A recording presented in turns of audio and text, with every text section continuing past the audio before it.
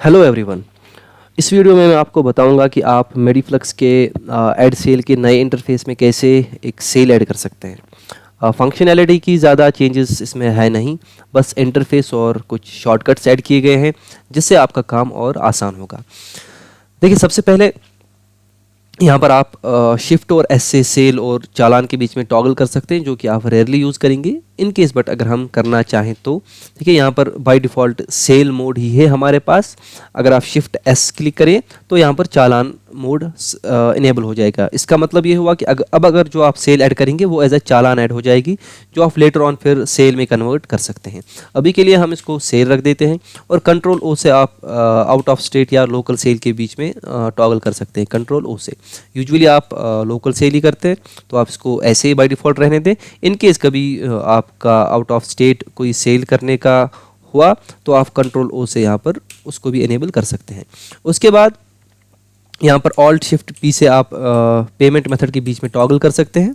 ठीक है, अगर पेड सेल होगी, पार्शियल सेल होगी या अनपेड सेल होगी तो वैसे आप टॉगल कर सकते हैं, या आप डायरेक्ट कंट्रोल डी से जब आप डेट फील्ड पे पहुंच जाएंगे उसके बाद आप डायरेक्ट यहाँ पर दो बार टैब करके पेमेंट स्टेट्स वाले सेक्शन में चले जाएंगे और जैसे मैं किसी पे भी पहुंच जाऊंगा एंटर क्लिक करके उसको सिलेक्ट कर सकता हूं।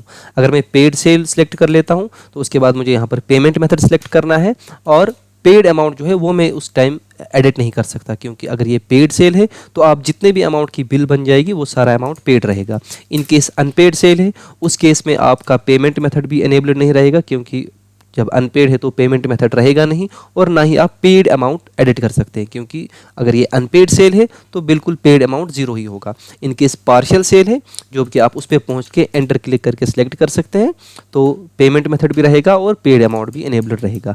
अभी के लिए फॉर एग्जाम्पल हम पेड सेल रख देते हैं, उसके बाद टैब क्लिक करके मैं पेमेंट मेथड पर पहुँच जाऊँगा। अगर ये कैश में उन्होंने दिया हुआ है तो कैश ही रख दूँगा।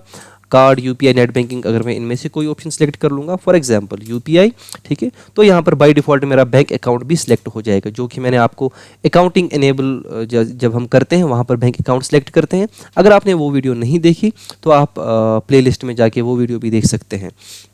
इनकेस आपने अकाउंटिंग इनेबल नहीं की हुई है तो आपके लिए जैसे कैश सेल पे आता है not applicable for this method, तो आपको तब यूपीआई, कार्ड वगैरह इन सारे पेमेंट्स मेथड्स पे भी बैंक अकाउंट का सेम ही ऑप्शन दिखाएगा। अभी के लिए हम इसको कैश से रख देते हैं।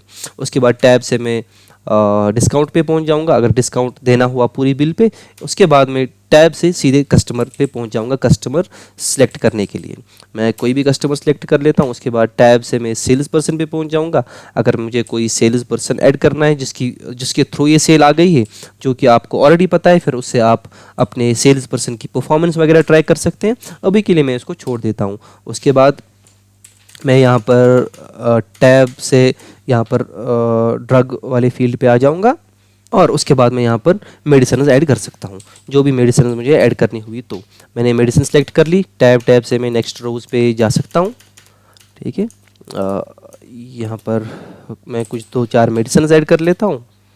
जैसे मैंने इनको ऐड किया तो रेट के लिए जो हमने ऑलरेडी कैलकुलेटर बता दिया है वो मैं फिर से यहाँ पर एक्सप्लेन करूँगा, अगर आप उसके बारे में नहीं जानते हैं। जो यहाँ पर हमारे पास रेट का कॉलम आता है, हम यूजुअली सेल के टाइम रेट्स डिराइव करते हैं, जो कि हमें मैन्युअली कैलकुलेटर से करना पड़ता है और फिर यहाँ पर एंटर करनी पड़ती है।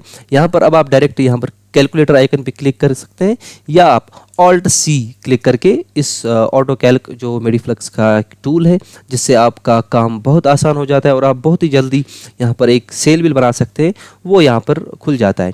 उसके बाद अगर आप एमआरपी से प्राइस को डिराइव करते हैं, रेट को, तो आप एमआरपी और परसेंटेज ही इनेबल्ड रखेंगे, जो कि ऑलरेडी सिलेक्टेड वैल्यूज़ हैं। और अगर आप एमआरपी पे, फुल एमआरपी पे डिस्काउंट ऐड करना चाहते हैं तो इसको टॉगलेट ऑन ही रखेंगे।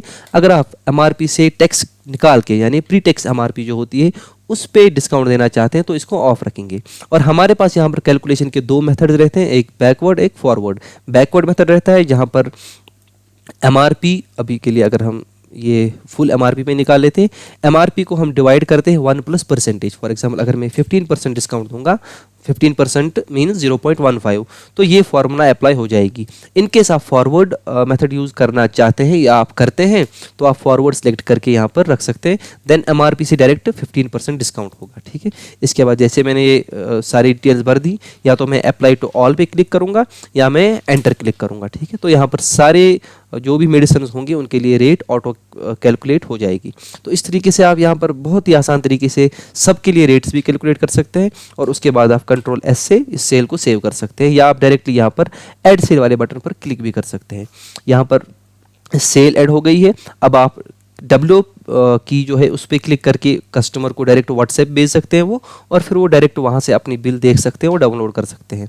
इन केस आप इस बिल को देखना चाहते हैं तो Alt V डायरेक्ट क्लिक करेंगे, या इसको प्रिंट लेना चाहते हैं इस बिल का तो Alt O पे क्लिक करके डायरेक्ट मैं प्रिंट वाले सेक्शन पे पहुँच जाऊँगा।